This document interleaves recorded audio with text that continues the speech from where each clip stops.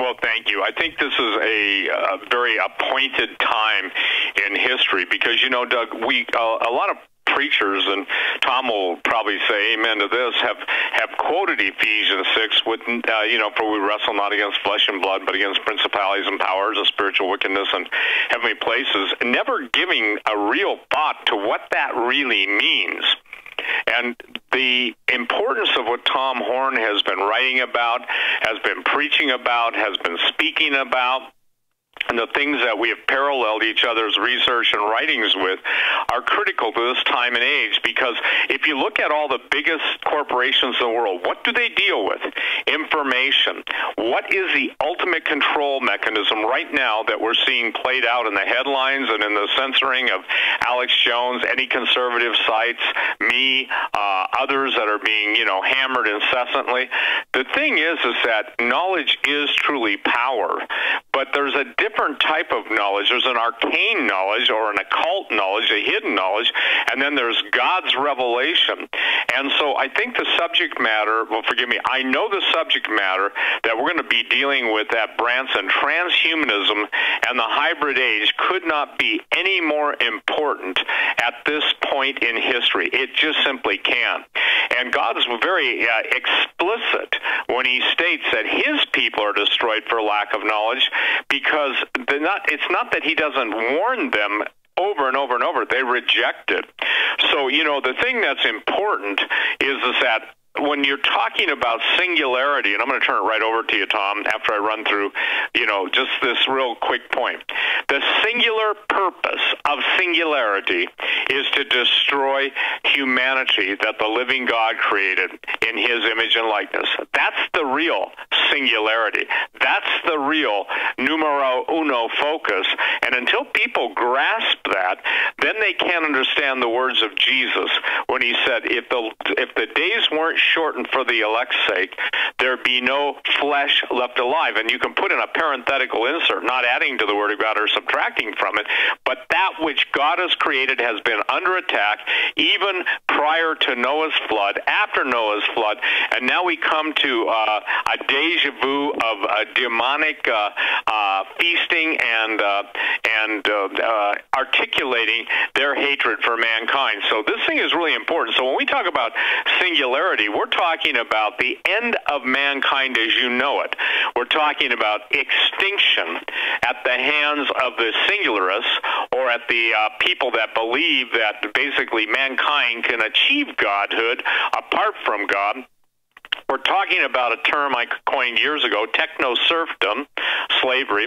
We're talking about Hugo de Garis, who will be, by the way, a speaker at Branson, what he called Gigawar and Gigadeath, World War III. Economic collapse, somebody once said, and I agree with them right now, you cannot understand the markets. You can only understand the manipulation. In other words, you can identify the manipulations, but the markets make no sense.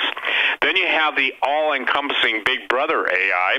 You've got the alienation and loss of humanity, and that's what we're going to hit tonight too, because of all things, our humanity, our love, the mercy God shows us, the mercy we show others, that's something that they cannot reproduce, the empathy. Environmental catastrophes, right.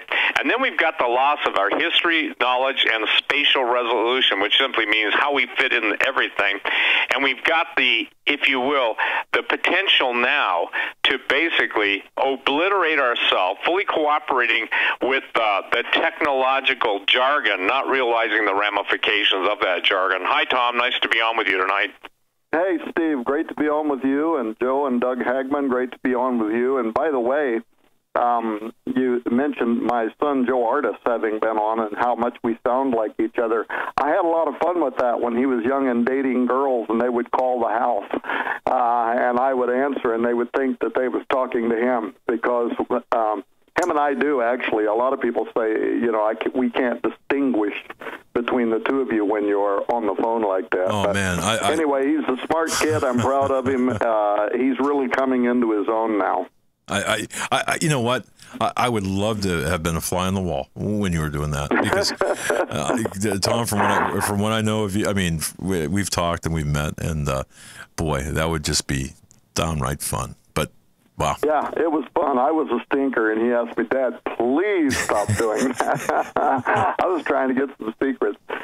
Steve, your opening monologue is so true, and the last statement that you made clarifies the whole thing. If people were to say, well, wait a minute, I mean, you really honestly believe that everybody that's working towards the technological singularity seeks the destruction of humanity, but your last statement about it clarified it all. No, they're operating in ignorance. The vast majority of them don't have a clue what they're moving toward, but there is a spirit operating behind them, and we have a precedent for this because it happened once before when all flesh became corrupt upon the earth. And there are the original biotech scientists are today bound in everlasting chains of darkness waiting for the judgment of God because of what they did to his creation. And yet, now, here we are going right down this road. And I think you opened, Doug, by saying we're, 30 days away from the transhumanist conference in Branson, the hybrid age, something like that. 28 days, right. Yep. 28 days, and Steve clarified for me, because I was telling some people that contacted us today that the live attendance registration opportunity is sold out, and that if they want to attend, they're going to have to do that now by buying the live streaming. But are there still some tickets available? I think, Tom, there were 30, and the reason why it's a little up in the, 30 out of, close to 3,000, so right. That puts it in perspective. But the deal is live streaming is really important for people to sign up for ahead of time, because we have to secure the bandwidth. And the Mansion, even because the Mansion, by the way, is the venue in Branson, Missouri, that's just a gorgeous place. They brought in special fiber optic lines for us this year because, quite candidly, there were so many people that wanted to get on, and unfortunately, I tell people this, so effectively as of tomorrow, there are no more tickets left. There may be a waiting list if you want some, because inevitably someone, will check out, but the safest way to make sure you get all the information is by signing up for the live streaming, and so that's critical at this point. Yeah, so last year, I remember by the time I walked up to speak, one of the guys that was running the systems there that were monitoring the numbers of people that were watching around the world, we had something like 50 or 60 countries. We don't even know how many people were in each one of those countries. I don't. That were watching via live streaming. The building itself was packed. It only holds 2,800, and I think 3,000 people tried to sneak in. But, we had great security, and that's another thing. If there's 20 or 30 people want to buy those last tickets tonight to be at this conference, this was the largest conference, the largest prophecy-themed conference in the United States last year. It was the largest conference of any kind in Branson last year, according to the Chamber of Commerce. It's already sold out again, or will be by tonight. So if you want to attend, get those last few tickets, or better yet, sign up for the live streaming. And if you sign up for the live streaming, as I understand, you also get last year's live streaming. And this is a little bit important to me as of this week, because as you guys know, and this is not what we're going to talk about tonight, but as you know, the History Channel just broadcast this week a 2-hour so-called documentary called The Last Pope. They actually even took the same title as the WorldNet Daily feature that was based on me and Chris Putnam's work. Why am I bringing that up? Because if people are intrigued by that, because it's in the news now this week, if they buy the live streaming for this year's conference, they get all of last year free. And my presentation last year was 1.5 hours, walking people through how Chris Putnam and I came together, all of the just God things, the preternatural, supernatural events that took place that caused us to write the book, Petrus Romanus, all the way up to how we determined that Pope Benedict XVI, and in fact, there are YouTubes out there you can watch where Chris and I, we're on with Sid Roth, Jim Baker, Prophecy in the News, these different programs, and we predicted 1 year in advance that Pope Benedict XVI was going to retire, and we said we believed he was going to do that in April of 2012. We predicted that in 2011. 2012, as you know, came and went. It didn't appear the Pope had retired. But then, February 28th, 2013, the Vatican announces Pope Benedict has retired. He has resigned his office. He has stepped down.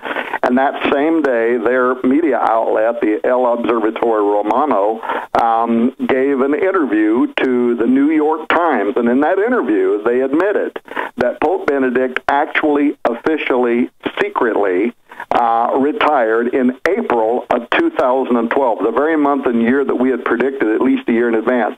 If people want to know how we were able to do that, they can get the live streaming to this year's conference. They will also get last year's conference, and they'll be able to watch the 1.5 hour, or whatever it was, over 1 hour presentation in which I walked through how all of that happened, the conclusions that we made, so, you know, just a bit of bonus information, because we've had quite a few people this week, actually, contacting us, even other media outlets wanting to interview us on the subject of Petrus Romanus, the final pope. And I've said, look, that was last year, the year before. I've moved past that. We're now focused on an upcoming conference here in the next month that's going to be on the hybrid age, and that's the important subject matter that we're talking about. But for those people that might be curious about it, in fact, Doug, I appreciate the write-up that you did for tonight's show, and you even mentioned that the History Channel had plagiarized our work. But you know what? I don't care. We've done what we've done. If people want us to read the deep stuff, get the work that Chris Putnam and I did. It took us a year of research, and I think I don't hardly ever brag on anything that I do, but I felt when it was done that it really did set the bar for anything that had ever been written on that subject matter. I agree, and I have to say I did pick that book up, and I read all the time, and that book, you know what, Tom, light years, you and the late Chris Putnam, light years ahead of your time, as has Steve Quayle been. I mean, folks, the listeners and viewers of this program, you've got a front row seat to the future right now. And by the way, after Branson, I'm echoing now, or quoting Steve Quayle, after Branson, everything changes. So, but thank you, Tom, and thank you for your work, and Steve, thank you for your work. Okay, back to you, Steve. Well, what's critical at this point, and I would say this, life-threatening, is the fact that we're now in a world where we're seeing the, if you will, the old gods, the ancient gods, the fallen angels. By the way, and I want to make something clear. When I talk about, I separate fallen angels, different than giants, different than demons. But when Jesus said the gates of hell are going to open, and his church, his body of true believers, that the gates of hell wouldn't prevail, that's because of God's protection on his people, which is going to be very important in these days coming. But quite candidly, when Jesus said, "Be ye not deceived," there is so much stuff coming at us that the only thing we can pray, and I know, Tom, this is Tom's prayer and my prayer, is that people, it clicks, you know. Like, again, you know, I love it when I'm told I'm always wrong, I've been wrong for 20 years. Well, when I wrote Genetic Armageddon 20 years ago, today's technology, tomorrow's monsters, well, now we're dealing with monsters with future technology. And again, when you see something in the future, it's hard to get people in the present to even acknowledge it, let alone deal with it. And so what the Branson is all about is bringing together specialists and guys who have written extensively. There's no, selectivity that why isn't this person there or why isn't that person there. It's because we really try and do this, Doug, and for the benefit of everybody around the world that will hear this broadcast, we focus in on what we believe is the critical mass and the critical issue. Now, I made a statement, Tom, I don't know if you heard it, about 2 weeks ago or maybe 3 weeks ago. I was up early in the morning. It seems like I'm always up early in the morning. I have just one clock. It's up, meaning meaning, there is no nighttime, it seems, lately. But the point being is that I felt that I heard and I understood instantly. I felt the Lord said there is no separating the technological from the spiritual. And that hit me like a ton of bricks, because if we look at the destruction of the former age, if we look at that which I call pre-Adamic, others call it early Earth, but I call it pre-Adamic, and the technology that's been involved, and even how Enoch was showing all the mysteries of the universe and how it all worked, then we can understand why the secret societies, even Francis Bacon in the 1500s, could talk about advanced technology.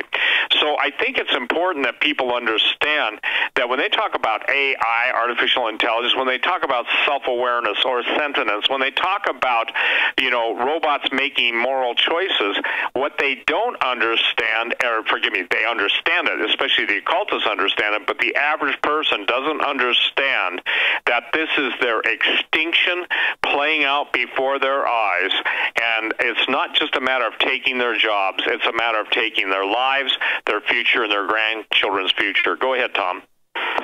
Well, look, just today, knowing that, we were going to be on with our friends, the Hagmanns, and talking about this subject matter, I just clicked on the headlines to see what was out there, and the stories that popped up over at Google.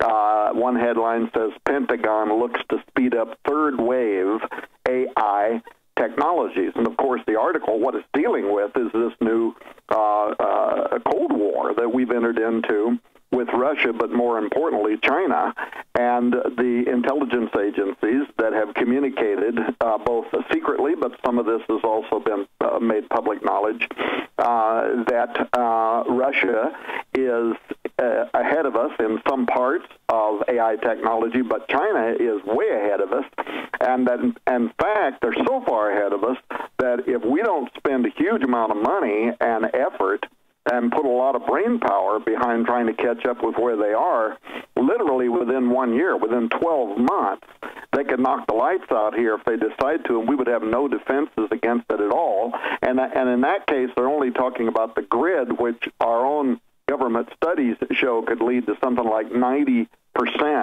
of the population in America dying as a result of the grid going down. But that's cyber warfare is only one part of AI technology.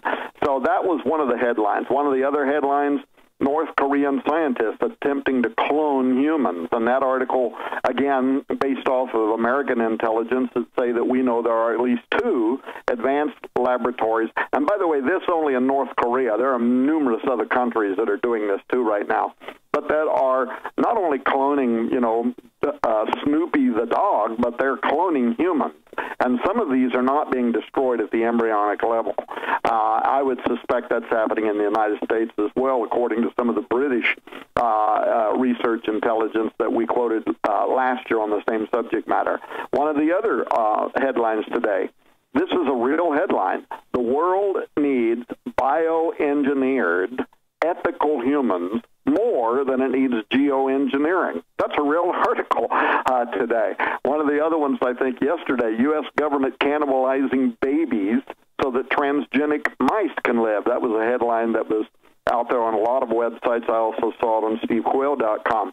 And then finally, another headline today, I don't know if you saw this or not, Steve, but the headline is Faith, Technology, and the Future, Aubrey de Grey to keynote Christian Transhumanist Conference in Nashville.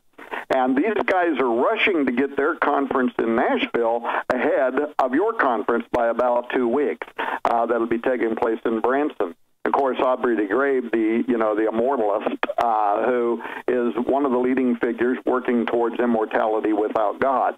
But this is the Christian. And this is a contradiction in terms, isn't it? The Christian Transhumanist Conference in Nashville. So, and if anybody listening to the show tonight went to Google right now or Yahoo News or any of those and just typed in the term transhumanism or transhumanist, you would see all kinds of headlines coming from every direction, and many of these from peer-reviewed science journals, from legitimate news sources, not just CNN. Illustrating that we have entered into the hybrid age. That's the reason for your title on your conference of the transhumanism and the hybrid age. That's actually a term that's being used now by different scientists. For people that are listening to this program, let me add something, and then I want to go to a program that you did just here, I don't know, 4 or 5 days ago, Steve, where you were talking about AI and its effort to identify and exterminate patriots. I want to ask you about that and talk about that a little bit, because I think it was very germane and very timely.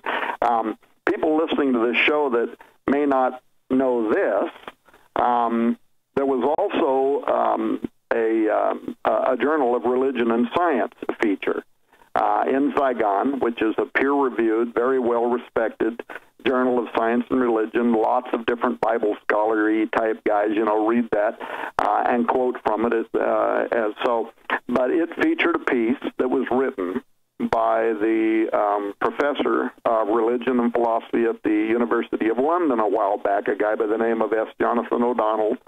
The name of the article was called Secularizing Demons, Fundamentalist Navigations in Religion and Secularity. And in that article, his whole goal was to explore, at what he called a deeper level than his peers, the anti-transhumanist apocalypticisms of our day, the central voices behind which he identified as Tom Horn, Steve Quayle, people like the Hagmanns. In fact, I was on the 2 other radio shows earlier today doing 2 programs with Larry Spargimino at Southwest Radio Church, and I reminded him that he too and Noah Hutchings were also listed as part of what they called the milieu, just a French term meaning a community. But we have literally been selectively identified as the leaders of the transhuman resistance. And so, my new book, The Milieu, Welcome to the Resistance, that's what I was pulling off of, was to say that, basically a gauntlet was thrown down because they recognize, as well as we do, that we have indeed entered into a period of time in which we are now in a catastrophic war for the minds of a generation. And right now, frankly, the church is losing that war. The fact that a Christian transhumanist conference is meeting in Nashville is only one of the telltale signs.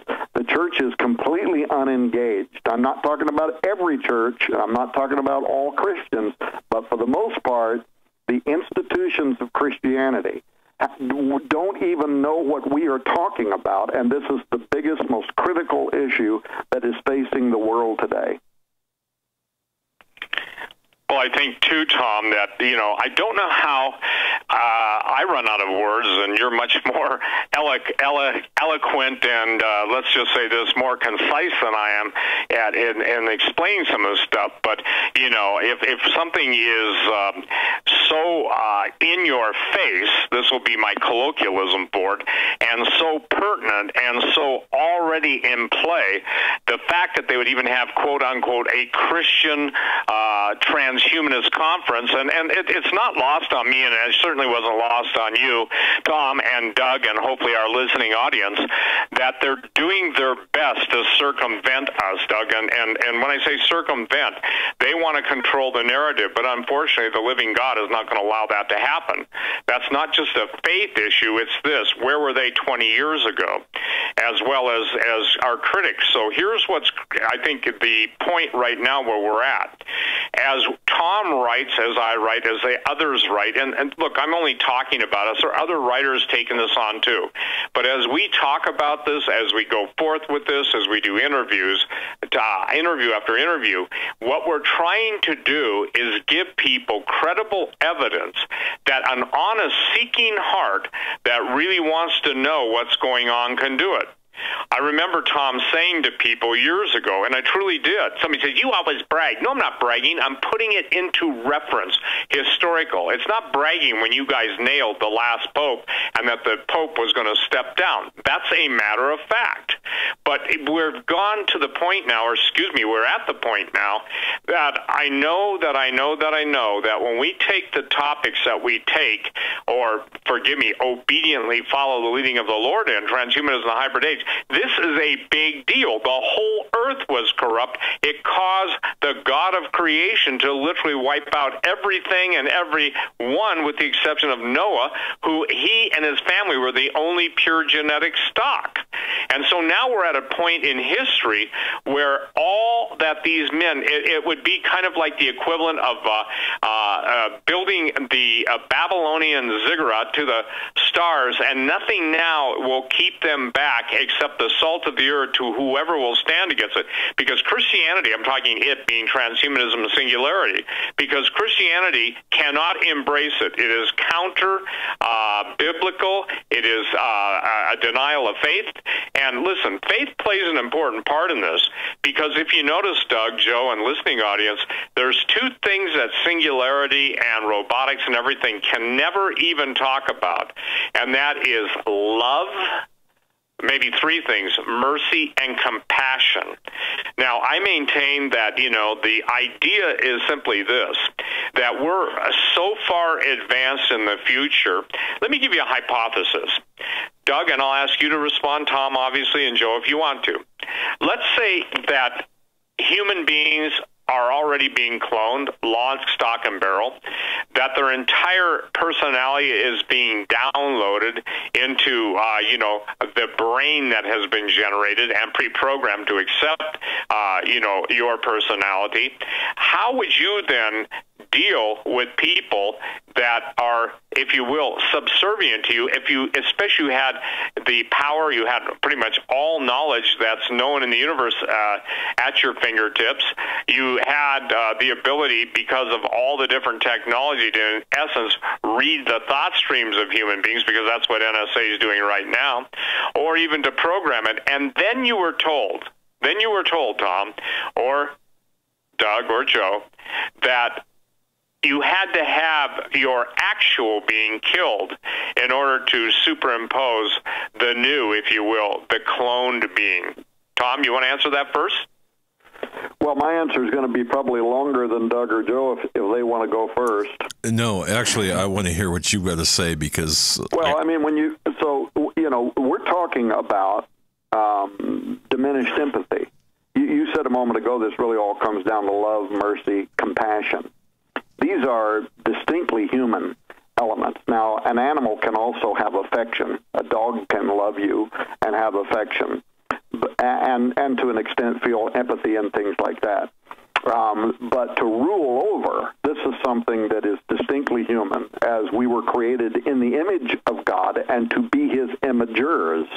And both, of course, Old and New Testament, the life of Christ, illustrates that the love of God, right? God so loved the world that he gave, and Jesus so loved the world that he followed. And he said, "And by this shall all men know that ye are my disciples, because you love one another." That's got to be at the forefront. Now, Steve, you were interviewed a few days ago, and I don't remember the title that was put up online, but it was on AI integration, how it'll be used to identify, vilify, basically, nullify and destroy. Yeah, and destroy patriots. And of course, for those that are paying attention, Alex Jones is the best example of this right now on how artificial intelligence systems, digital systems, are being used to vilify those that don't walk the party line, that don't obey the grand masters. You said a robot, would the robot kill its clone offspring? Well, we're already seeing what artificial intelligence systems and the grand masters will do. And this is key. In fact, we should talk about this a bit tonight, because there's a frightening trend right now that is supported by a growing body of literature that is connecting digital dependence to personality fragmentation, where you have cyber relationships over personal ones that our parents would have had a generation ago. And it's raising a kind of psychosocial, what would the term be, a divide that researchers see blossoming in antisocial trends And you're seeing it all over the place. You know, today people saying Donald Trump has divided the nation. Donald Trump didn't divide the nation. There have been a lot of powers at work for a while, but partly why people have been so dumbed down to just go out onto the streets and conduct, violence one against another is because we have diminished our ability to act with civility, to converse, to have differences of opinion, to be able to argue our points. I remember when I was a kid going to school, we would have debate classes. I don't know if they still do that anymore, but you had to learn how to make your most persuasive argument, but do it in a civil way. Look at what's happening to our nation today. We are literally coming apart. Part of this is political. Part of it is. Part of it are political figures that are inciting social division. That is definitely part of it.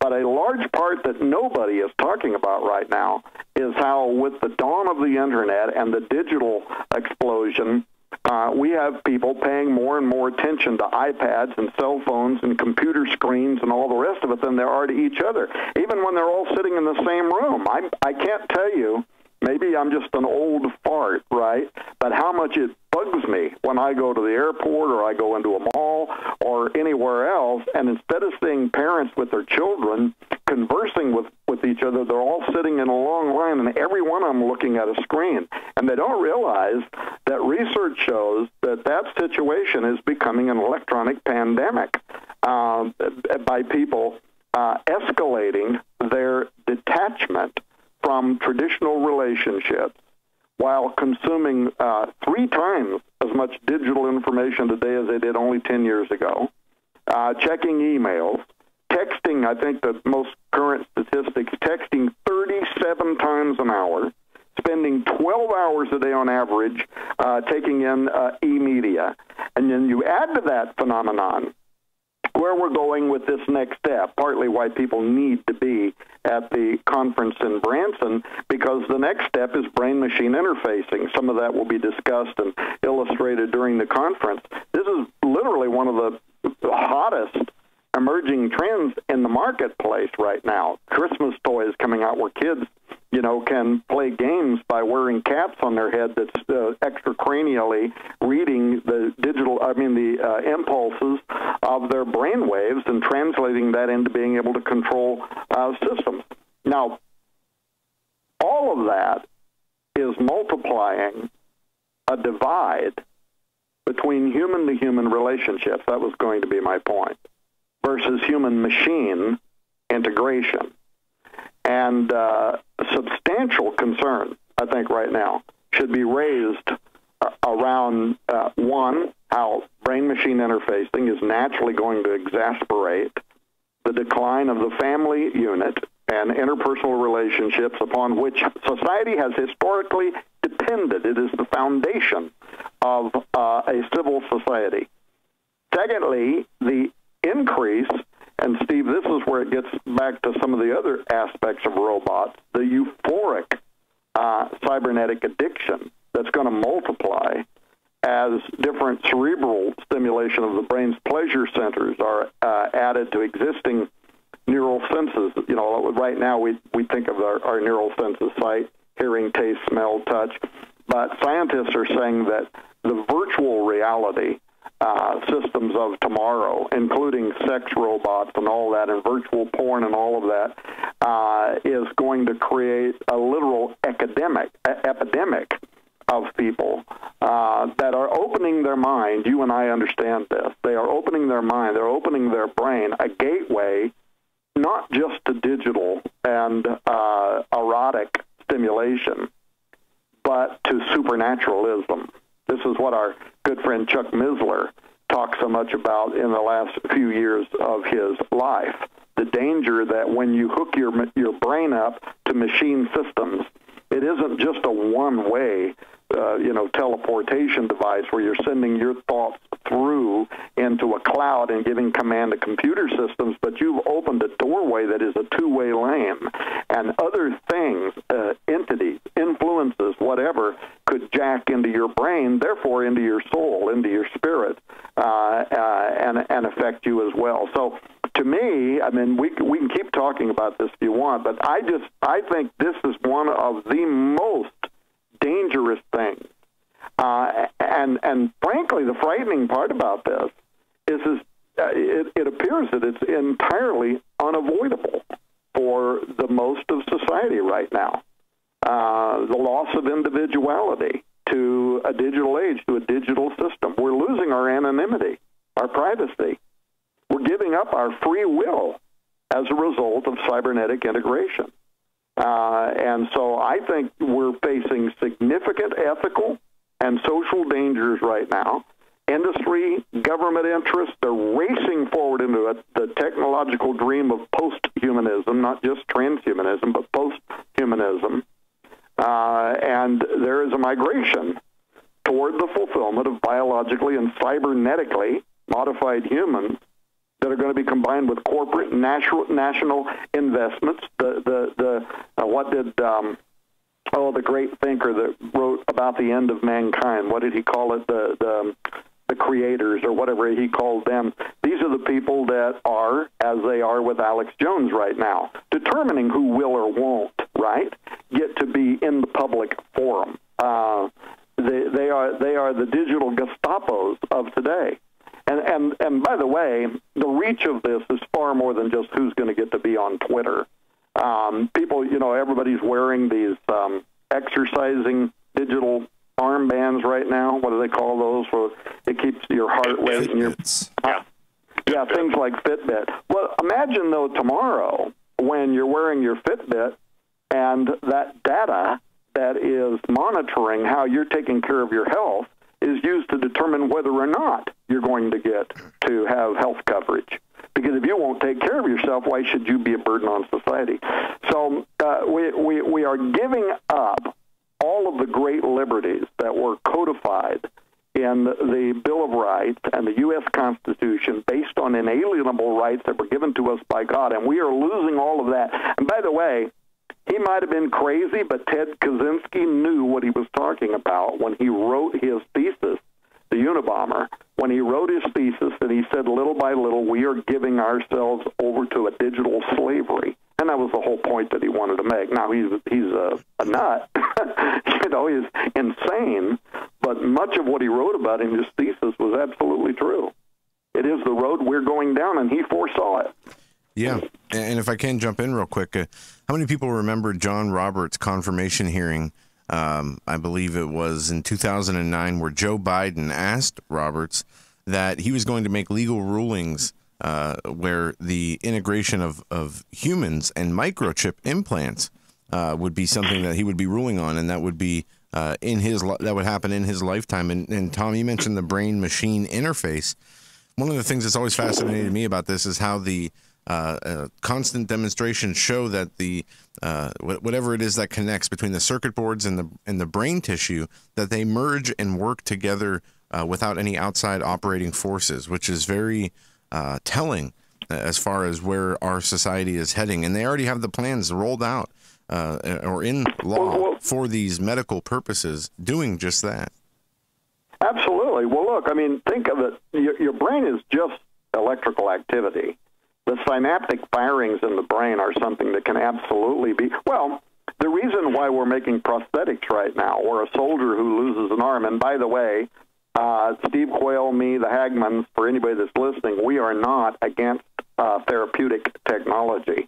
That is not part of our anti-transhuman agenda, where devices can be made that could motorize wheelchairs or give people the ability to speak. I mean, we are for this kind of technology. But the only reason why DARPA right now has been able to roll out both exoskeletons, but also artificial limbs, hands, robotic hands, that kind of thing, where people can control that wearing a rubber cap on the top of their head, is because we have written the algorithms that know how now to translate the neuron pulses of the brain and to translate that into strings of zeros and ones, digital code, where it's then transmitted digitally into a receiver, and it is there then put back into comprehensive language that can tell the fingers I'm moving my fingers, or I'm moving my hand, or I'm raising my arm.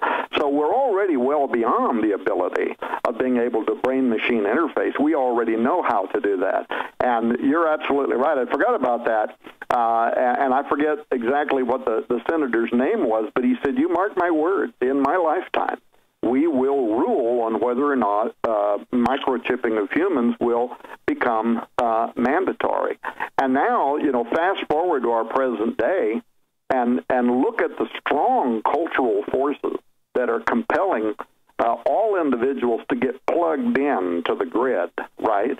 To be plugged in to the cloud, into the system. And soon, in the near future, we know that whoever resists is going to be left behind as inferior Luddites, which I've been accused of being, somebody that opposes technology, or worse, considered enemies of the collective's progress, i.e. Alex Jones, and like the former counterterrorism czar Richard Clarke in his book Breakpoint some years ago, depicted that those who refuse technological enhancements will be defined as terrorists. So they won't only be closed out of the public forum, as we're seeing an effort right now, they will be jailed or put to death. And of course, this totally smacks of the coming of Antichrist and the kind of persecution that the church is going to face. That is why I believe with all of my heart that the church should be at the forefront now of this conversation. They should be engaged. Churches should be buying Steve Quayle's books, getting material, writing 13-week courses, and teaching their people, their laity, what is happening within our world, and get involved in both the philosophical and theological discussion. If the church doesn't get involved, that old saying, if righteous men do nothing, right? Right. The only thing necessary for evil to triumph is for good men to do nothing. Right. That's kind of it. I'm sorry. You said it better than I did. Yeah. Yep, here's the thing that's really critical. I maintain that if you look at, first of all, most people forget this, okay, just a little history of Apple. The first Apple computer came, I think it was $666, okay? The Apple with the bite out of it obviously is symbolic of Eden. The iMac, the iPad, the iPhone, the iThis, the iThat, and maybe I'm leaving out some I's, but what's happened is I maintain, Tom, that the virtual world was designed as the ultimate honeypot. A honeypot in spy talk is that which can basically deceive the most seasoned spy into giving up secrets. Well, in this case, what's happened is people are surrendering their free will, they're surrendering their God-given identity to take up an avatar or to become an avatar and then enter into a totally unreal world where they have been, quote-unquote, the great divorce has been taking place. So the failure to not only communicate, I've seen, it makes me nuts too, Tom. I guess, I'm not, quote-unquote, hip, and I guess I'm still, but even my grandkids say, man, you're a cool grandpa. But the point that I'm trying to make in this thing is that we're already absorbed into the Borg. And I used a term years ago, Doug, 25 years ago on talk radio. I said they're turning us into a bunch of techno serfs, and I called it the kingdom of techno serfdom until they will no longer need us. The thing that's problematic right now is the sexual, and there is now, you forget Masters and Johnson, basically it's Tobor and Gort, two famous robots in history. The idea is this, to do away with human sexuality, and you can go into a neural stimulation of the pleasure center of the brain with a robot, and what they're going to do is that is a form, if people don't get it yet, that's a form of not only birth control, but it's the end of the human genome. And so when they're creating taking human DNA and human sperm and female eggs and combining them, and they're doing it outside of the womb, and they're doing it in all the hidden and secret laboratories, and then taking animal DNA and stuff. I want people to understand something. After reading everything I've done, researching everything I've done, I'm just scratching the surface, pun intended. The point is that the great if you will, the great heinous crime against the living God, even prior to the creation of Adam and Eve, was when the entities started creating and genetically altering. This is why people say, well, where did the dinosaurs come from? I said, well, just as God made Adam and Eve in his image, that Satan, because of the ugliness of his fall, could only produce that which was, if you will, a direct reflection of him. So the thing is that we are in a great divorce right now, and mind control and the MK Ultra programs, everything, people don't understand. And I made the statement, Tom, and I couldn't be more serious than this. 5G becomes mandatory. I'm off the internet, and I will personally see that whoever's on the internet watches me blow up my iMac, whatever 27-inch deal right now, because here's the thing.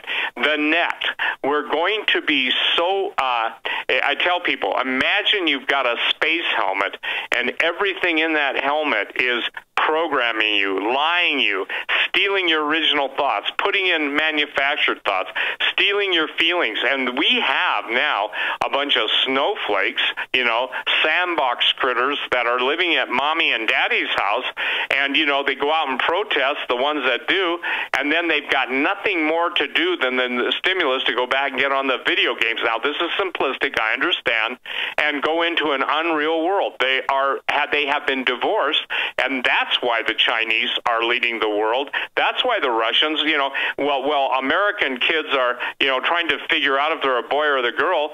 You've got Russian kids, the young wolves, where we used to have Boy Scouts learning how to strip an AK-47 blindfolded in less than, I think, 10 seconds, 15 seconds.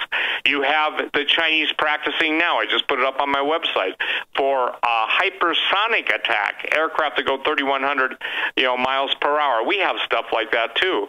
But I think the most telling and compelling thing that we've got to get across to people, you need to have the information that's going to be presented at Branson. We do have Hugo de Garis, that is a brilliant, one of the top, if you will, synthetic brain guys in the world. And listen to this, Tom. I didn't know this. Maybe you did. But there are more synapses in a human brain than there are stars in the galaxy. The brain is the most complex object we know of, and understanding its connections at this level is a major step forward. Talking about what are called connectomes, C-O-N-N-E-C-T-O-M-E-S. People need to look at it.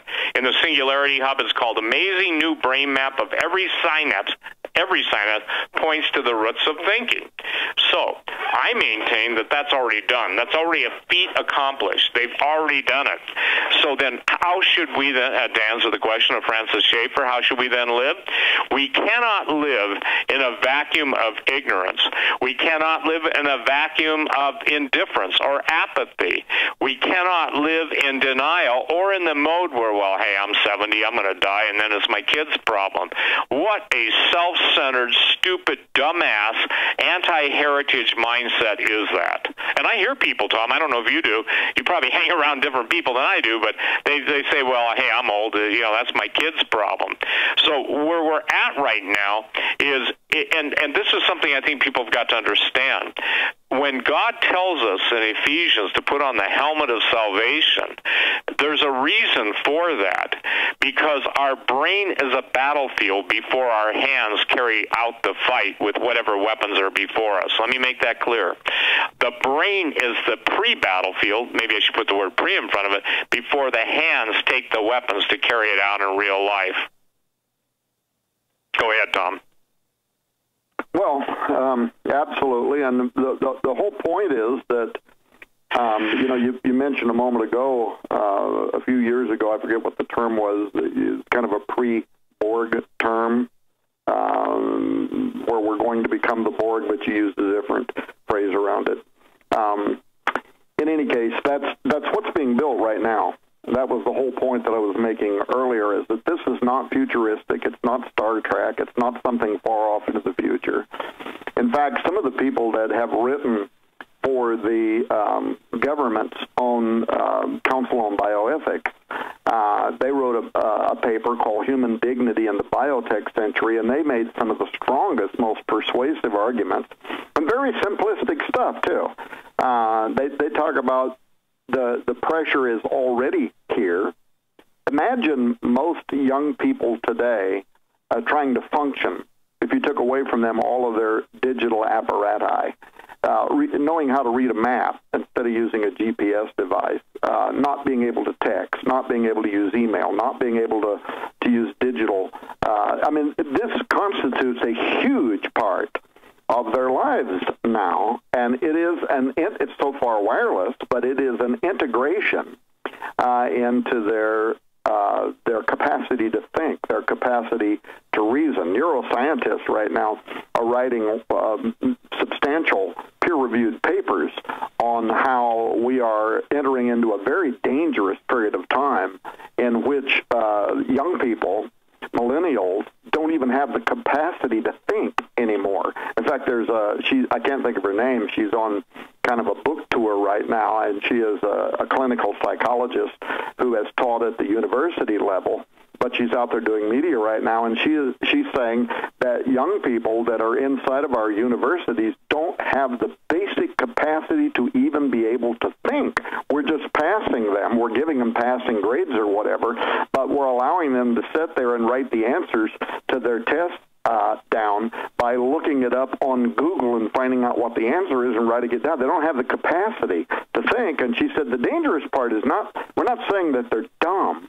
What we're saying is they have unlearned how to think, how to process information, how to study, learn, allow the brain that God created to digitally store and recall information, and then how to make philosophical arguments in favor of a particular worldview. Instead, they're just getting talking points from crazy politicians that are telling them to go out and curse at people if they're having dinner at a local cafe that might not agree with their particular political leanings. They don't even know why they're barking up a tree. They're just doing it. They're becoming automatons, and she's saying that this is a very, very dangerous moment.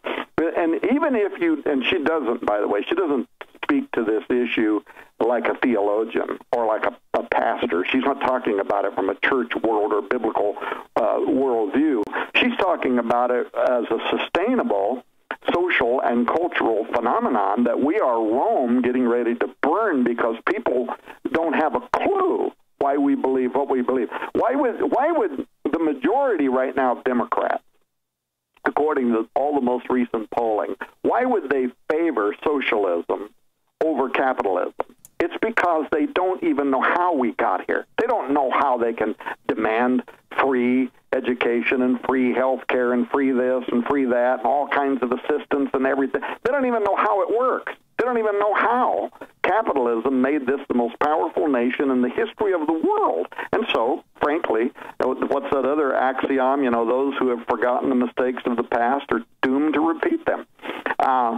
So that's what I'm saying. We've entered critical mass, and the guys that wrote for some of the government studies on this in Human Dignity in the Biotech Century, they say that that pressure right now to continue moving into an easy, breezy, technologically enhanced era in which some benevolent AI is going to take care of all of this for you. You won't even know. You don't need to know how to think, frankly. All you got to do is you got to know what button to push or to speak into your phone, and don't use Ebonics because it isn't going to understand what you're talking about. But figure out some way to text it in or type it in, and it's going to give you the answer. So you don't need to know how to think.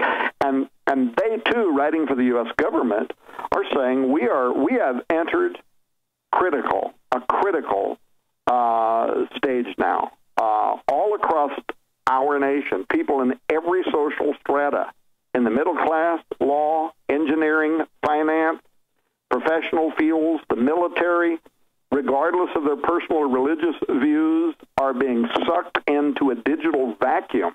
Well, you and I think, us and the Hagmanns and some of the people listening to this show, we know where this is going. And they had power to give life unto the image of the beast. We are racing towards technological singularity, a moment in time beyond which all of the rules no longer apply. You know, the technological singularity is taken from the cosmological terminology, singularity, which is talking about a black hole. And when you reach the event horizon, beyond the event horizon, the laws of physics as we understand them no longer apply. So in technological singularity, what they're saying is we are racing toward a moment in time after which an AI is going to gain consciousness. And Hugo de Garis, who's going to be at our conference here in 30 days, wrote the book on this, and he's qualified to talk about it. He was 20-some years the leader of the artificial brain development for Zion University out of China.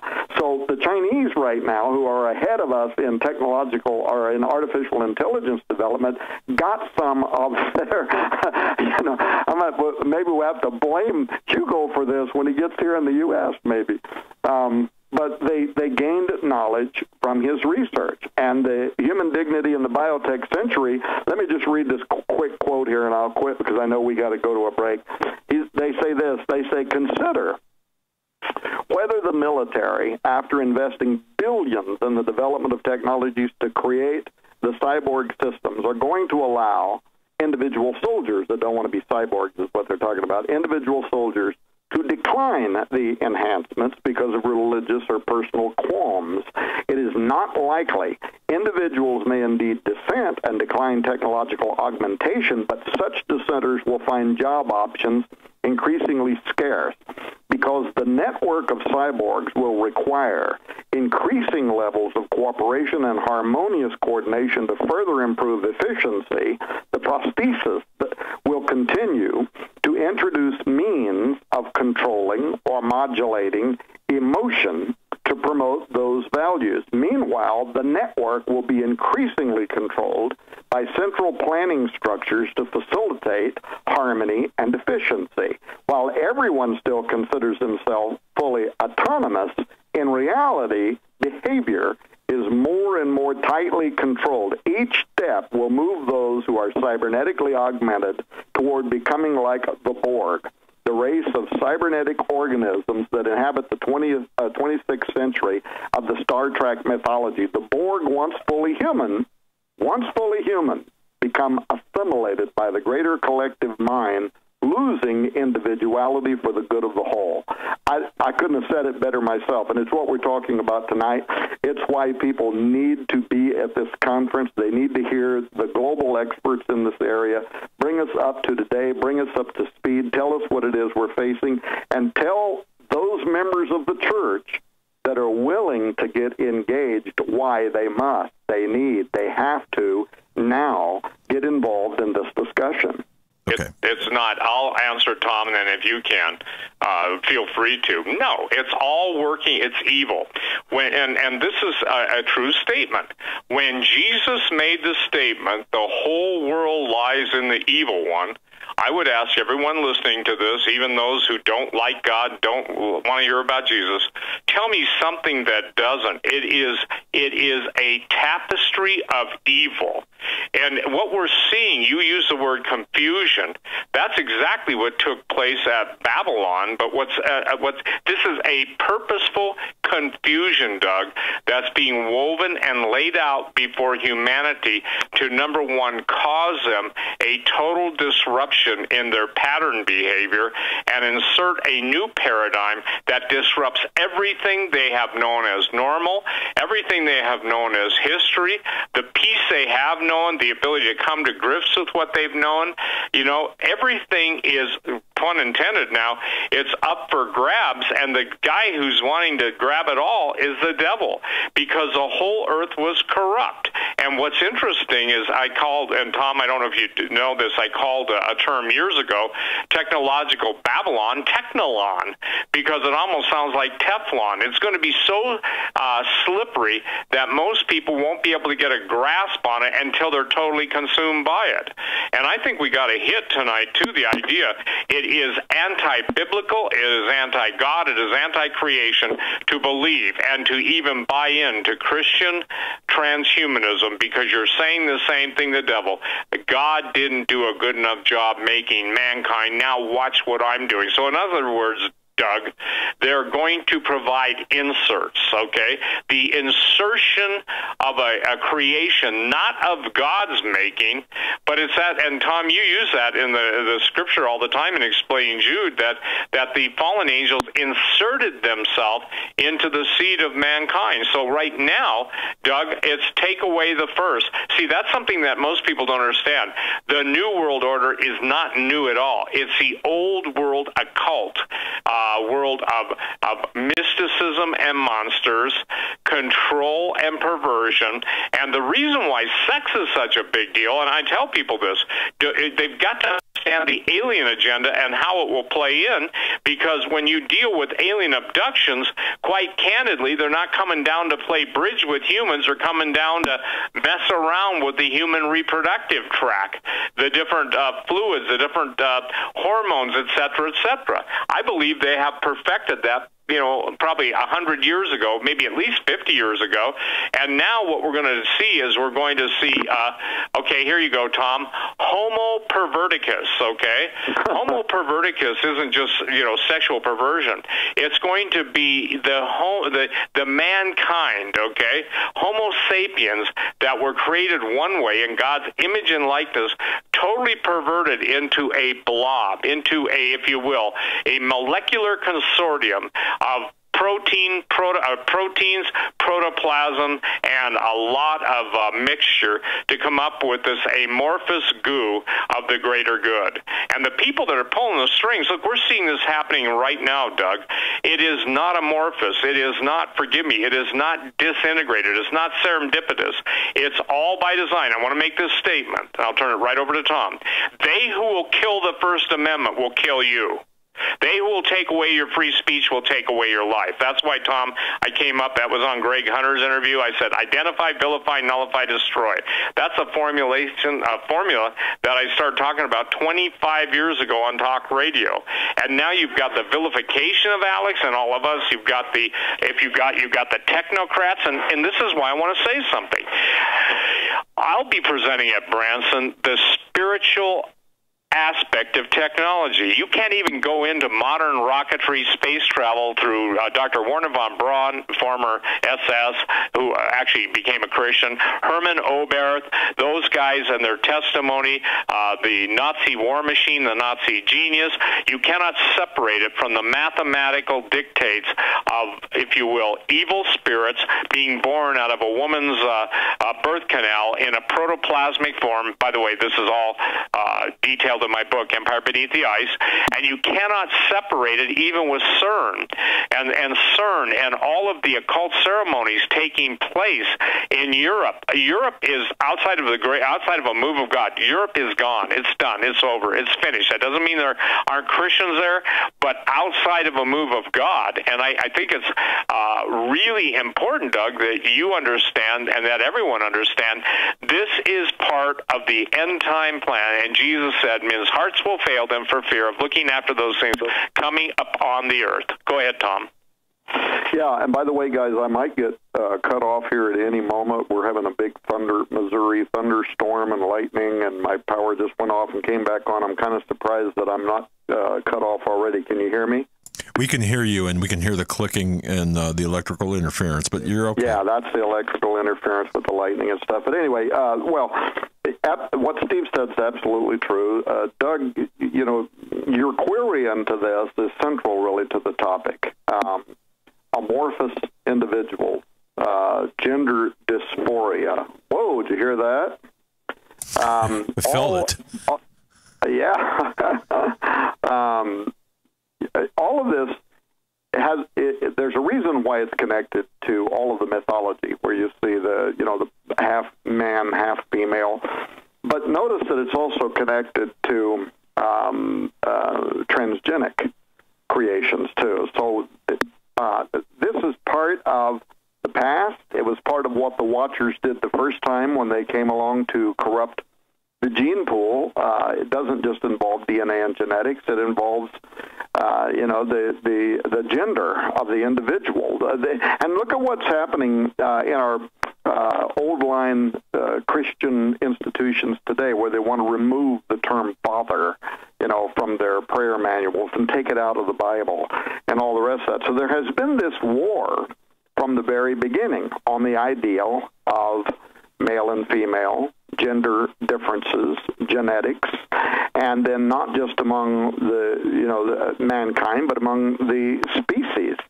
Now, not only did this happen once before, but it's also prophesied for the end times. Not only did Jesus say, as it was in the days of Noah, in Luke, he says, as it was in the days of Lot. And we know what was happening at Sodom and Gomorrah, the same kind of morphological genderism attempts. All of this connected to the ideas of gender and how God made both male and female, made he them. Now, when you add to that, what we'll also be discussing, I believe, at Transhumanism in the Hybrid Age in Branson, and this is some of the part that gets to be very dangerous, and we're doing it, by the way, right now all over the world, is the idea that we are creating transgenic organisms, where we're taking the genetic structure of one species and altering it by the transfer of genes from another species. This was back in the news again this week. In fact, the very reason why the Food and Drug Administration in the United States is soliciting a harvest of aborted babies through Planned Parenthood. This is real. They're publishing this on the government's webpage. They need to get a harvest of these babies because they want to create transgenic mice, other transgenic animals. Chimera, what they call a chimera? Well, yeah, I mean, in ancient times, a chimera, right? So you had a mixture of between a snake and a lion and all these different things that come together. And by the way, in history and mythology, a chimera was an omen of evil. In other words, it was used to depict that something very bad had once happened before, could be repeated again. So it's ironic that today, all of these laboratories that are doing all this research into human-animal chimeras actually use that term, a chimera. But, I mean, again, many of the listeners might be astonished to learn that in spite of the unknowns about transgenic creation, and there are a huge number of unknowns, given that molecular biologists classify the functions of genes within their native species, but they're unsure in really most cases how a gene's coding might react from one species to another. That not only could the genetic structure of a modified animal and its offspring be changed in physical appearance as a result of transgenics, but its evolutionary properties, its development, its sensory modalities, its disease propensities, not just behavior, personality. Those kind of traits could be modified too. In fact, there's a professor out of Montreal, Canada, by the name of Ivan Balaban, that did some fairly famous research on this, in which he took the developing embryos of chickens, and then he took the unborn embryos of quail, and he took the genetic material from the quail and engineered it into the chickens. And when the chickens were born, the chickens began to grow, and they developed head bobs and vocal trills that are indicative of quail. And what his experiments illustrated was that very, very complex behavior patterns can be transferred across species barriers, across species lines. So this, again, Book of Enoch. In fact, am I still on? Yes, Can you hear me? Yeah. I'm sorry for that delay. Yes, you're fine. Sorry, there's so much thunder and lightning. I don't know if I'm still here. Yeah, we hear it. And I hope the lightning doesn't come through and pierce my eardrum. But is that possible, by the way? I've heard you shouldn't be on the phone. Not a cordless phone. I don't know. Yeah, not a cordless. Yeah, you're okay. Hey, Tom, I don't think so, except when the NSA is zapping your computer. Well, the NSA, yeah, they've done that to me and you a lot. Look, we're running a special right now. I always do this when I'm on Hagmann. This seems like a convenient time if I can. Sure. We've got a special going on at skywatchtv.com right now. It's actually the biggest giveaway of the year, and it's called the Gods of War collection, and it's all about the history behind everything we're talking about tonight, but also the future and even the Cold War. And if you haven't had Colonel McGinnis on the program yet with his new book, Alliance of Evil, wow, you should talk to him. This is the best thing he's ever written, and he's been on Fox News almost every night for the last week because everybody is very enthralled with what he's doing, what he's saying. But anyway, we're giving his book away free. We're giving Carl Gallup's new book away free. Derek Gilbert just wrote the sequel to his last bestseller, in which he is uncovering stones you can't believe related to the history of the Titans, the history of the Watchers, what was going on, not just Mount Hermon, but all throughout the ancient Middle East. He just returned, by the way, Steve, with his trip with Timothy Alberino into Sardinia. They went to the area of the giants. They're looking at the megalithic structures. This is all very related to all the research that Steve Quayle and Gen 6 has done. But anyway, he produced a documentary film. We're giving that away free. There's another documentary called The Gods of War. We're giving that away free. It's a huge thing. So basically, you go over there, you buy Derek's book, you get $220 in documentary films and other brand new books. They just literally got shipped to the warehouses this week. Amazon doesn't even show them available yet, so they're brand new. But you get all that stuff free. But like I always do with the Hagmann Show, if you go to skywatchtv.com, you can check out the commercial ad over there. You can click on it and go into the store, read the summaries of all that stuff. If you get that package, and on checking out from the store, if you will type in, I heard you on Hagmann. I just now made this up. The ladies in the warehouse are going to shoot me. But if you say, I heard you on Hagmann, I'll do two things. I'm going to have them add to that giveaway the hardback version of the Book of Enoch, and then I'm also going to have them give to you, it's a 20-hour audio series that retails for $35. It's all on this subject matter. And by the way, there's a large part of this that's also on aliens. What are they? Are they connected to the days of Noah, the Watchers? This is the repeat of that same phenomenon. But it's me, it's Chuck Misler, Gary Stearman's in there. I also interviewed some people that are not Christians, but they do research in this area, including Nick Pope, the former head of the Military of Defense Department on the study of UFOs for the government of Britain. Stanton Friedman, his last interview, because you know he's retiring now, but the original civilian investigator of what happened in Roswell, he allowed me to interview him. Get this, Jesse Marcel Jr.'s last interview, the only guy that the U.S. government admits actually handled the debris from Roswell. Him and I were friends, but I interviewed him. Anyway, it's 20 hours, $35. I'm going to give it to you for free, and I'm going to tell them to also throw in the hardback Book of Enoch together with everything else you'll see over there. So it's going to be something like $300 worth of stuff if you buy, and you're going to want to get Derek's new book anyway. In fact, by the way, not just because Derek is the host of the television program of which I'm CEO, Skywatch TV, but I have to say that his research, I think Steve would agree with me, his research is some of the best, most cutting-edge, freshest. I mean, what Derek doesn't do is he doesn't rehearse pablum that you've heard 1,000 times over. It is the most comprehensive, fresh stuff in the world. And when I told him several times lately, I said, your research, your material is the best stuff I have ever read on this subject matter, and I'm very sincere when I tell him that. Steve's going to, Derek is going to be interviewing Steve at the conference this year, and do we want to go back to that, Steve? I kind of got on a roll there about this big giveaway. Yep. No, I think the big giveaway is really critical, because what we're trying to do, ladies and gentlemen, both Tom and I are almost in the same age group, but what we want to do is give enough material to take those that come after us, or those that are alongside of us at this point, to give them the information.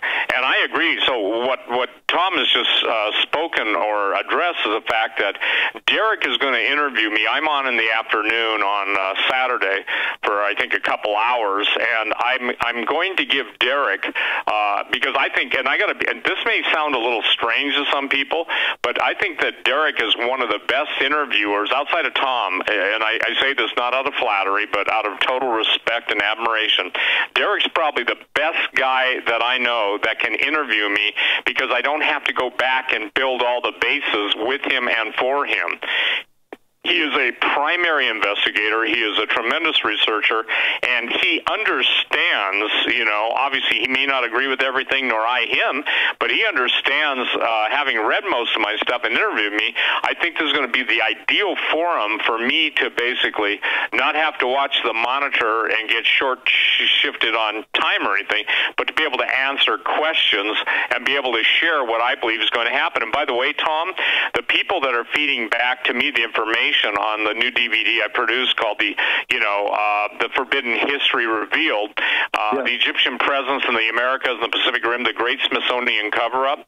If people will understand that the purpose of all of the expeditions for all this ancient DNA and technology is to weaponize it, they will get a better hand on it. And we had a guy come forth who is in this. We had to blur his face. We had to, and he specifically was taken to the secret warehouse of Smithsonian. Now, this is huge, and some people just yawn. Everything you know about American history is wrong. Everything.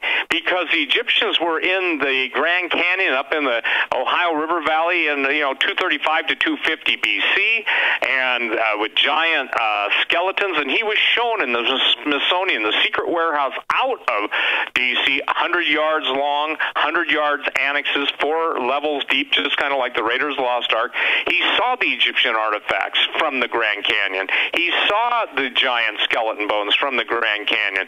He was told there are 21-foot skeletons in there. He saw the gold, different gods of the Egyptians, and I've maintained over and over and over, it was the Egyptians that basically kept the true history of the pre-Adamic world alive, and that's why I call the Egyptian priesthood. This is probably one of the most important DVDs, and again, this is a separate, if you will, line of DVDs. The True Legends is primarily outside the country. The Forbidden History is inside the country, but I ask a question, and the answer is yes. Will the giants of yesterday become the super soldiers of tomorrow? Yes.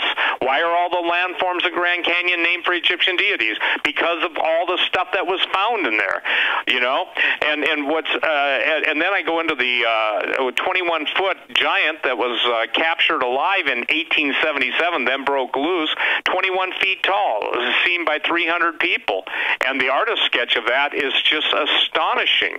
So the point is that I think that given what we're trying to bring to people, and ladies and gentlemen, the people that have bought this DVD, and I'm trying to get it uploaded to Vimeo. I've been kind of thwarted. You cannot upload to Vimeo until you have a trailer. The trailer guy that's been working on this has been having health issues, and Tim, by the way, has been in, that's not Tim, Tim's been in Peru on on 2 expeditions to get all the footage for the next True Legends or, the next South American thing. But this is that important, Tom. So what I'm trying to get people to understand in this statement, your giveaway and in the video, and also my Terminated book, I got to share with you. I cannot go beyond that right now because I can't, and I want to make this clear. Nobody can keep up with the moment-by-moment breakings of artificial intelligence, singularity, hybrid news, nor should you even try. I encapsulate it, but it's a never-ending depth of despair if you try and understand it. But if you understand that Jesus said that he's with us even unto the end of the age, that he gives us power to tread on serpents and scorpions, which, by the way, aren't friendly, and they're in the book of Revelation. When we're dealing about the AI, people call it artificial intelligence. I call it Antichrist intelligence. When we talk about the system of the beast and the kings of the world give their power and authority unto the beast, we're seeing that already as the United Nothings come together and try and come up with a one-world government based on AI. And so what we're seeing are the words of Brent Scowcroft, the National Security Advisor, years ago, and he's just quoting, he said, by consent or by conquest, there will be a new world order. Jesus said the same thing.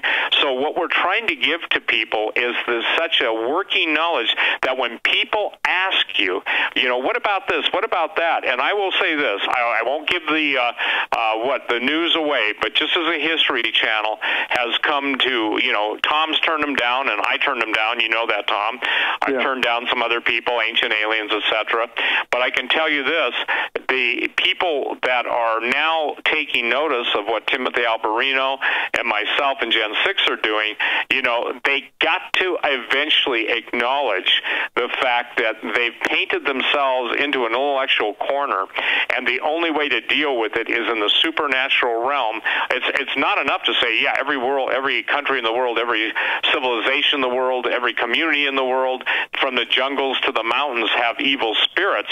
But the origin, and see, this is the thing I keep talking, Doug, about to people on your show, and every time I get a chance, it's not enough to understand the fruit of evil, it's the root of evil. So, ladies and gentlemen, you can go on my website, but I would encourage you to get the book Terminated and also the DVD, because this DVD is unlike any other that's ever been done, and I think you'll find it mind-blowing. And again, Tom, maybe you can say it better than I can. You almost have to interpret me, okay? I speak some kind of a language, but can you put into terms for me how important it is to basically take apart the narrative of the Smithsonian that there are no giants, that they've been covering it up? I mean, how do I make that any plainer? It's not like trying to blow my own whistle, but this is like, if you will, pun intended, it's the Rosetta Stone of real history. And Tom, before you answer that question, Steve, I'm not sure if you mentioned the exact title of the DVD. If you did, I apologize, but I just want people to know. If you go to stevequayle.com, on the right, Forbidden History Revealed, the Egyptian Presence in the Americas and the Pacific Rim, the Great Smithsonian Cover-Up. Folks, that DVD, when I showed it to my wife and when I watched it three times now. And in fact, well, I'm not going to tell you when, but the neighbors are going to come over and watch it with their church group because of the praise I gave it in their company. I just want to make it clear that's the DVD that Steve Quayle is referencing, and that is perhaps one of the most significant pieces of work I've ever seen. Go ahead, Mr. Horn.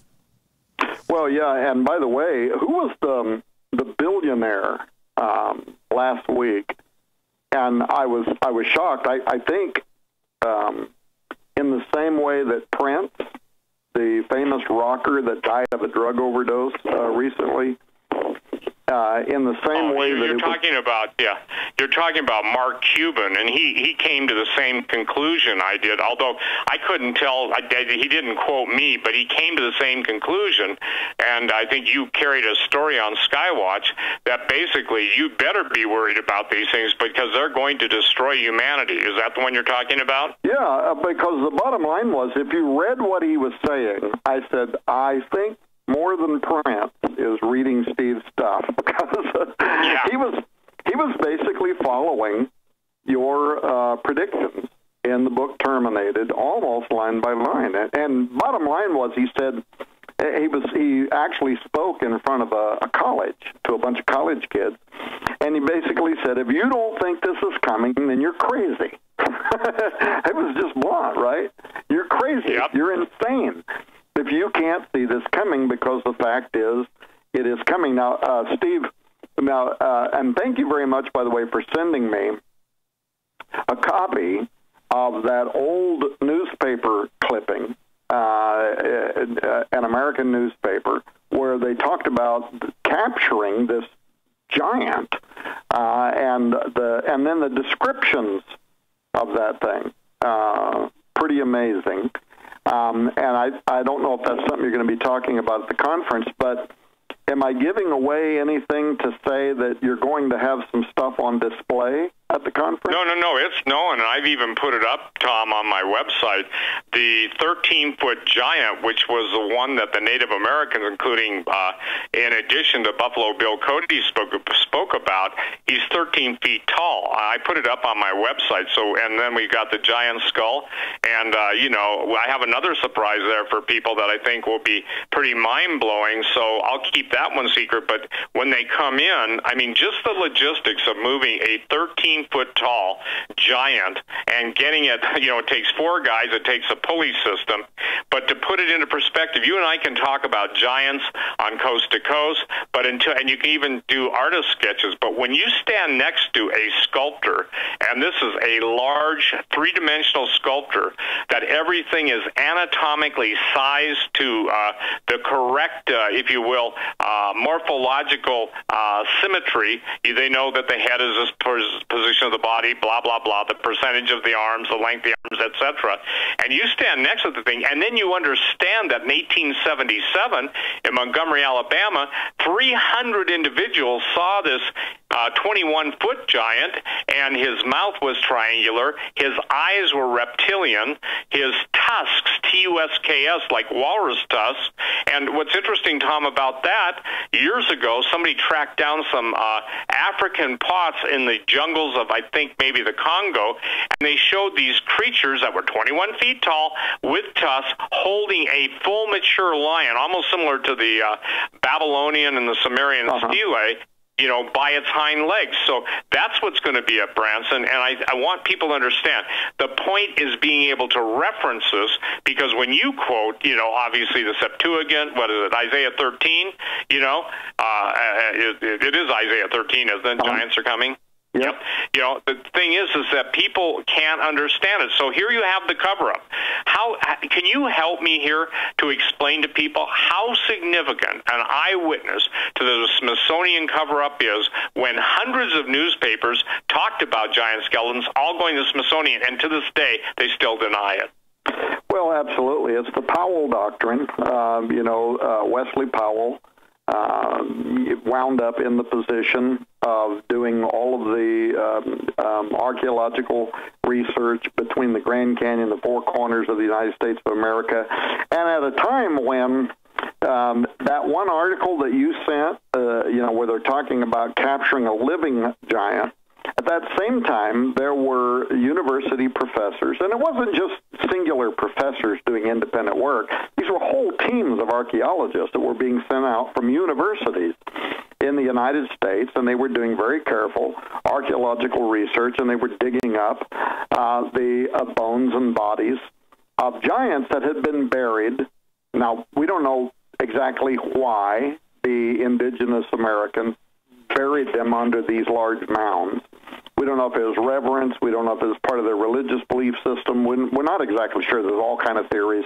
You and I investigated some of those theories in the book, Unearthing the Lost World of the Cloud Eaters. And when you and I and Timothy and our whole team on both sides, from Skywatch and also Gen 6, we went to the Four Corners last year. We met with the tribal leaders. These weren't Johnny-come-latelys. These were governors of nations. This in Mahudi was literally for 20-some years the head of tribal affairs to the U.S. government. So we met with the A-list of the tribes, and even they had their own theories around why these humans of enormous structure were buried beneath these giant mounds. But in any case, in early American history, the late 1800s, the early 1900s, they were being dug up all over the U.S.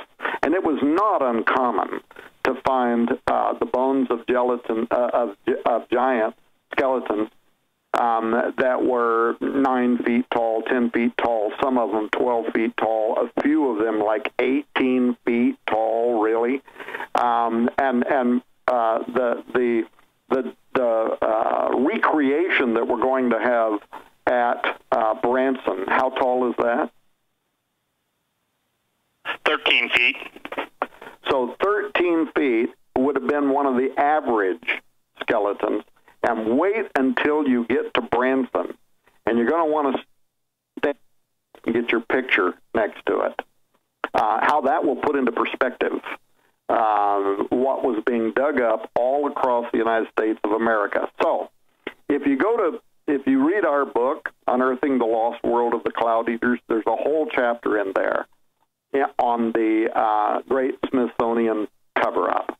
If you don't want to do that, just go to Google and type it in, and there's large pages out there on the internet you can read that describe how the Smithsonian, under the Powell Doctrine, Wesley Powell, was sent out basically with an agenda to cover up the discovery of all these giant bones, to confiscate them, to buy them, to do whatever they had to do. Little museums were popping up in different towns around the United States with these giant bone structures, and the Smithsonian would come in. If they couldn't get the proprietors to sell them these giant skeletons, they would buy the museum, close it down, but they were spiriting away. And this isn't, by the way, just Tom Horn and Steve Quayle and conspiratists talking. Academics, both inside the indigenous American universities and so on, have written about this for some time. So what happened was, around the time that Steve Quayle and I took our teams, went to the Four Corners, through a series of circumstances I won't take time to explain, we met a man that was a former curator of an American Indian museum, and he was friends with all these people. And we asked him, is there any possibility we could get a sit-down with somebody from the Smithsonian? And I think he did try, and he actually talked to a guy that's in his 80s now that lives in New Mexico that was like almost legendary at the Smithsonian. And that guy had agreed, by the way. He agreed. We write about this in our book. He agreed that the time has come for the Smithsonian to be transparent about the remains of skeletal, very, very large humans, as he called them, that are in some of these different, what are they? They're like Indiana Jones warehouses or whatever, right? Yes, they're warehouses, 100 yards long, 100 yards annexes off of each of it, and 4 levels deep, and that's just one of them.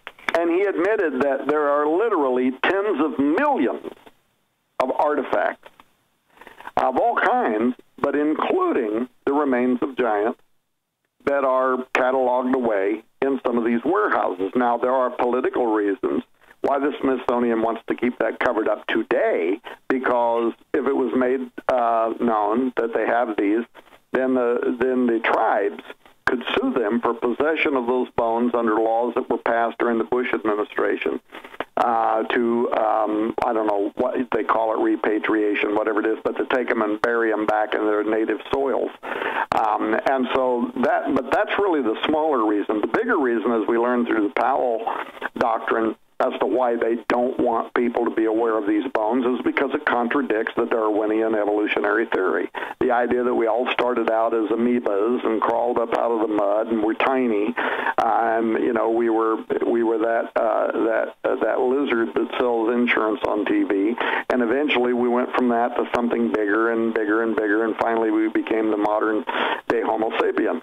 When you see giants that were anywhere from 8 or 9 feet tall to 20 feet tall or even taller, it totally contradicts that theory. The other thing it does that the Smithsonian doesn't like is is not only does it dispute Darwinianism, it supports the biblical narrative, and that's the part they hate. It actually supports the history as it is contained within the Bible. There were giants in those days and also after that.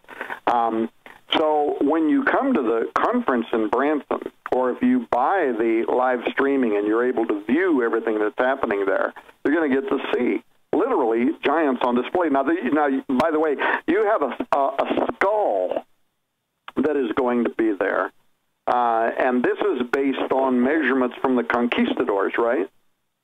Correct, and the actual measurements, because listen, when Rome conquered South America, they wanted to make sure they got every last doubloon, every last ounce of silver, or whatever measurement of silver or gold.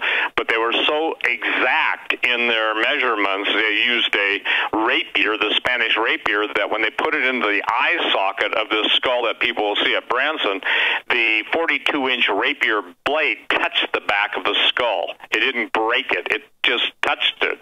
So the thing is, to get a feel for that, ladies and gentlemen, the giants before the flood of Noah were obviously larger than the ones after.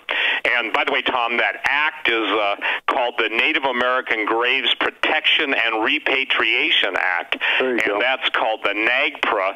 No, I had to remind myself, but I've had listeners that are listening to this show tonight, I guarantee it, that have found giant skeletons in their farmland in Ohio and the different areas, Illinois, and literally had the three-letter people show up because they told the postmaster. Postmaster gets on a phone, calls the FBI. They come in, and this group was threatened with their lives, this family.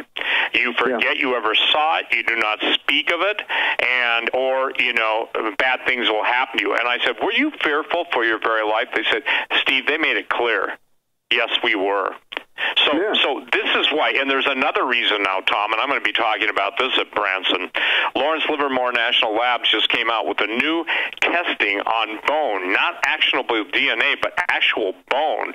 The bone memory, we hear of muscle memory, we hear of genetic memory, but Lawrence Livermore National Lab came out with a way now and to trace back, you ready for this, based on just bones, if you will, the inherited characteristics. They can trace back the origin, if you will, or the genetic origin of this. You know what this means. You get giant bones, you can trace it back, and they're going to come up with genomes that are, pun intended, out of this world. So knowing that, they're going to try and frustrate that by all means. And that clicked for me when I read that article, and I go, now I get it. Because I didn't, number one, know the technology existed until a couple months ago, and number two, then it makes sense. Not only are they hating the narrative, the biblical narrative, not only do they want to not give up on the Darwinian evolution, but now, I wonder if this will click for people. You can track the origin of the offspring, you can actually track the origin of the giants to specific fallen angel DNA, which I am under the impression and have been told that, yes, there is already libraries of that. That's what the Human Genome Project was all about. It may have been to just map the human genome. But at the end of the day, the giants, when they were slaughtered, and, in the book of Enoch, bring forth the bastards and slaughter them? Now, that's in the book of Enoch. It's not talking about Washington, D.C. at this point. But the point is that... Well, Steve, I think the last time you and I were on Hagmann and Hagmann, we talked about how just then different news reports had been published on I wish I could think of the name of it. It doesn't matter. But research institutes connected to the federal government who were funding a massive study through our universities. And specifically they're looking for DNA connected to gigantism. And the whole question was raised about what is their fascination with the idea of gigantism? I mean, there are trillions of diseases they could be studying. Why do they want to know what type of genetic marker ultimately leads to gigantism in humans? So it was very, very curious. But Having said that, kudos to you, because getting back and finishing my statement about the Powell Doctrine and what we did when we were in the Four Corners and all of that, our museum curator, who had thought that he was going to be able to get us to sit down, and he did get one of the legendary figures from the Smithsonian, who also agreed that the time was right and we could now approach the Smithsonian.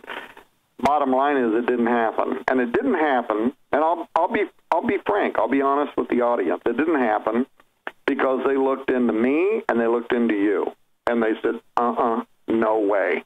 There ain't no way, because Steve Quayle and his friend Tom Horn, if they got a sit down in which we admitted that we are in possession of these giant skeletal remains, there is no way they're not taking this into media and broadcasting it from the hilltops. So no way it's going to happen.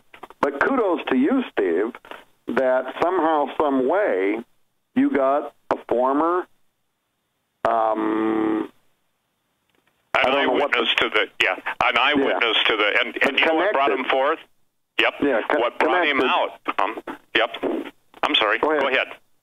What brought him forth was he saw the Branson conference. He heard you and me and the other speakers, and he went to the Lord. This happened 20 years ago, but his credentials were impeccable.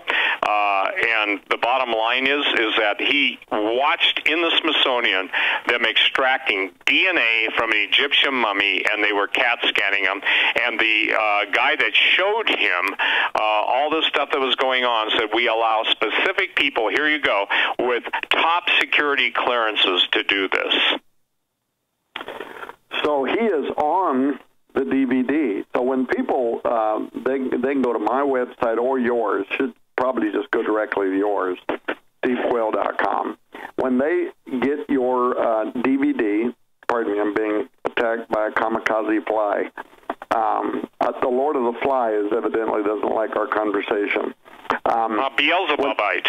Yeah, Beelzebubite. Well, when they go to your website and they get that DVD, not only will they learn all of the history around the Grand Canyon, what happened there, and by the way, maybe you should even go in, Steve, to how this was transferred from Egypt, because a lot of people would be asking, how in the world would that have wound up in the Grand Canyon? So go into that in a moment, but you were able to get a guy who sit down, his credentials are impeccable, and he was able to talk to the point of what, this 80-some-year-old legendary figure from the Smithsonian and these other people admitted to us anyway, and so did the elders for the Uti and the other tribes.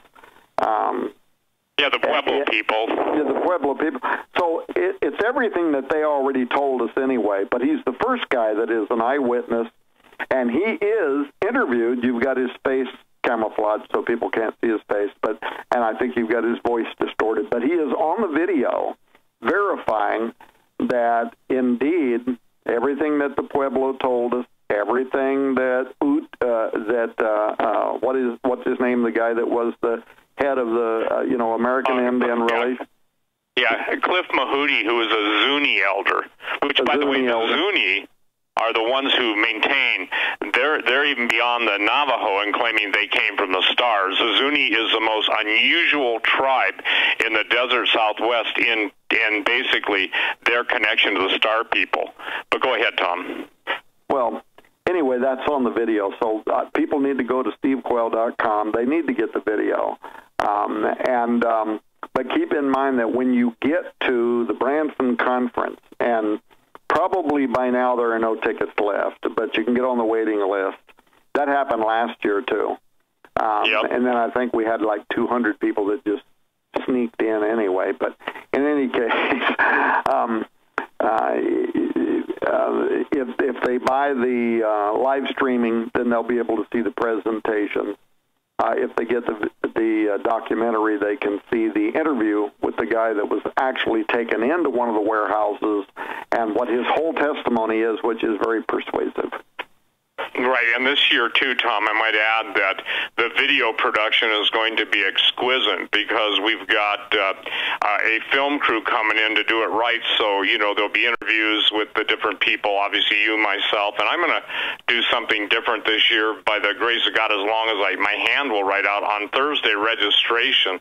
I'll be signing books off and on because, ladies and gentlemen, this thing is so big. There's so many people now. And there's so much happening, and the arrangements, we have, obviously, Darren Geisinger has done a great job arranging this. This thing is like a well-oiled machine, and I'm telling you what, I'm blown away by the subject matter that's going to be presented. And I want people to understand something. Doug referred to it. Doug, you said it at the beginning. I don't know what it means, but I will share. I know there are people saying, well, every year you say the same thing, September, October, is the October surprise, blah, blah, blah. This year, everything changes in September, and I asked the Lord what that meant. And basically, here's what I believe he said to me. Take it to the Lord in prayer. But everything you've known as normal will no longer be. Everything you expected that would come into being, the exact opposite is going to take place. So I don't know what it all means. I don't know economic. I don't know, but I will tell you one thing. I know that I know that I know, and you pray about this, that just as with us, Tom, when we're announcing this, and you just told me something I didn't know, that Aubrey de Grey and these guys are having their own conference, when we do this stuff, and it's not by our might, it's not by our brilliance, it's not by our mistakes, but it's God's key of unlocking the next level of revelation. And I'm telling you that, ladies and gentlemen, I don't understand it all, but I know this. It is a time known unto God, a specific time in which he chooses to allow the revelation of that which has been hidden for all these years. And I think it's going to be astonishing after Branson what starts to take place in the world, especially in, the world of archaeology, true history, the cover-up, the beast system, and it's all coming in. Who would have thought that entities from, the dateless past are orchestrating the technology of today to bring about the complete destruction of mankind, bringing us to the point that Jesus said, except he would shorten the days, there'd be no flesh left alive. Well, so, yeah, I mean, now the transhumanist conference that's going to be held in Nashville with Aubrey de Grey, I think they're hoping that they'll have 300 to 400 people there. They may only have 150. Skywatch Television has already contacted them. If Derek and Sharon Gilbert can go there and interview Aubrey de Grey and some of the others. And Derek's already, by the way, this is also part of all this stuff we're giving away over at Skywatch right now. He's already interviewed some of basically the administration of the Christian Transhumanist Association. So it's not yet quite the kind of epic battle of the Titans. For the most part, Steve, your conference is the giant. I mean, you are, without doubt, you are the biggest prophecy conference in the nation. And no comparison between what's going to be happening in Branson in a month from now and what will be happening in Nashville. But having said that, despise not small beginnings. These people are dedicated, they're serious, they are on a mission, and the irony is, even though they're tiny and they don't really represent the average grassroots American, they own the U.S. military, DARPA, the think tanks that are on a mission for the transmogrification, I was going to say, of the human race. So basically, we are racing towards an epic moment in prophetic history as far back as the beginning of time. And literally every major culture of the ancient world, and how would I know this? Because I read Genesis 6 Giants years ago, and I've been plagiarizing Steve's stuff since then. This astonishingly consistent story is told in every ancient culture of gods that descended from heaven, materialized in bodies of flesh, gave birth to giants. That story is told in Rome, Greece, before that in Egypt, Sumer. They exactly the same story. This happened once before. But what happens when Jesus says, and that, Matthew 24:37, as it was in the days of Noah, that's going to happen again. And it is going to happen just before the second coming of Jesus Christ. So we are seeing right now the evolution of philosophical, ideological, but also supernatural competition that's building. And the scary part is the church is utterly asleep. And if, by the way, I'm not being critical. I was a pastor for 25 years. I don't look for ways to be critical of pastors. I'm very sympathetic of what they do. But if I'm wrong, somebody point out to me that besides Tom Horn, Steve Quayle, and the Hagmann, where is this issue being championed by organized Christianity? It ain't, to use an Okie term, except at the Vatican, where they are promoting a Christian transhumanist point of view. This issue is not being dealt with. The fundamentalist quarters, the whole traditional evangelical Western whatever, community, the churches, they're not dealing with this issue at all. So we may be the giant, but by virtue of our silence, we're going to lose this war for the minds of an entire generation that are being set up right now to embrace a digital, futuristic community that's going to give birth to the Antichrist. Once again, let me say, because I don't think I even said this earlier, if people go to skywatchtv.com and they buy that gigantic giveaway, you buy one book, basically, you get $220 worth of stuff free. But when you check out, make sure you type into the comments section, otherwise this ain't going to happen. I said that twice now, Steve. It's not going to happen. Make sure you type in, I heard you on Hagmann.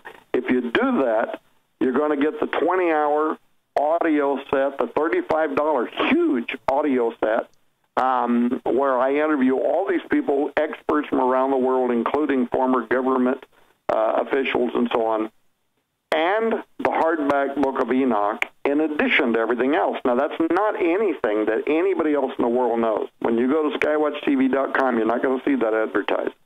But buy the Gods of War collection, one book, get everything else free. Make sure you type in, I heard you on Hagmann. And if you do that, all this other stuff's going to be thrown in. It's like $300 worth of stuff. And you're going to want to get